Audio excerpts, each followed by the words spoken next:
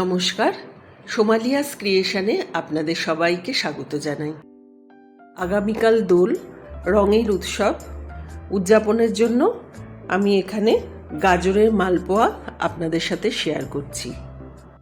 গাজরের মালপোয়া বানানোর জন্য আমি প্রথমে দুটো গাজর নিয়ে এর ওপরের খোসাটা আমি ছাড়িয়ে নিয়েছি আর খুব ভালো করে ধুয়ে নিয়েছি। এবার গাজরকে আমি ছোট ছোট টুকরো করে নিয়েছি। নিয়েছি হাফ বাটি সুজি আর হাফ বাটি ময়দা। এটাকে আমি মিক্সিং জারে ঢেলে দিচ্ছি, মানে যতটা সুজি নেবেন ততটাই ময়দা নেবেন। আর এর সাথে দিয়ে দিচ্ছি সামান্য চিনি, দিয়ে দিলাম গাজরের টুকরো আর দুধ। এগুলো দিয়ে আমি একটা পেস্ট তৈরি করে রাখবো। অন্যদিকে আমি শিরা তৈরি করব, তার জন্য 1 কাপ জল নিয়েছি আর 1 কাপ চিনি নিয়ে আমি রসের শিরাটা তৈরি করে রাখছি।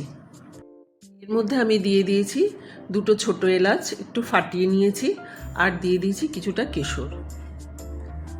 শিরাটাকে আমি সরিয়ে রেখে দিচ্ছি। এবার গাজরের ব্যাটারে আমি দিয়ে দিলাম বেকিং পাউডার। বেকিং পাউডারটা দিয়ে আমি খুব ভালো করে ফেটিয়ে নিলাম।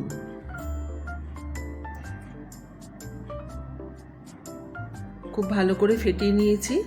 আর একটা প্যানে এবার তেল গরম করতে দিয়েছি। তেলটা গরম হয়ে গেছে দেখুন। এবার গোল হাতা করে এই ব্যাটারটা আমি দিয়ে দিচ্ছি এর মধ্যে। গ্যাসের ফ্লেমটা একদম কমানো আছে।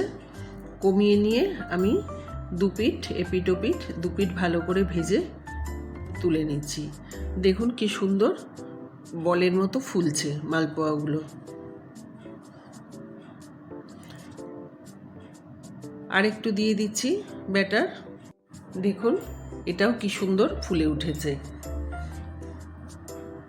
এইভাবে কিন্তু আমি ব্যাটার থেকে সমস্ত মালপোয়াগুলো তৈরি করে নিলাম। এবার রসটা, যে শিরাটা আমি তৈরি করে রেখেছিলাম, তার মধ্যে এই মালপোয়াগুলো দিয়ে দেব। এবং রসটা কিন্তু অল্প গরম থাকতে থাকতে দিতে হবে, মালপোয়াগুলো তার মধ্যে ছাড়তে হবে। আমি একটা একটা করে এই শিরার মধ্যে মালপোয়াগুলো দিয়ে দিচ্ছি। আধ ঘন্টা মতো মালপোয়াগুলো রসের মধ্যে থাকলে ভেতরে কিন্তু রসটা ঢুকে যাবে। আধ ঘন্টা পরে ইচ্ছে মতো আপনারা সাজিয়ে পরিবেশন করতে পারেন। খুবই সহজ এবং খুব একটা সময়ও লাগে না। আপনারা এইভাবে বানিয়ে খান, আর কেমন লাগলো আমাকে কমেন্টের মাধ্যমে জানাবেন। আর ভালো লাগলে আমার চ্যানেল সোমালিয়াস ক্রিয়েশনকে একটা লাইক, শেয়ার ও সাবস্ক্রাইব করার জন্য অনুরোধ রইল। সবাই ভালো থাকবেন, সুস্থ থাকবেন। আবার অন্যদিন এরকম সহজ রেসিপি নিয়ে আপনাদের কাছে চলে আসব। ধন্যবাদ।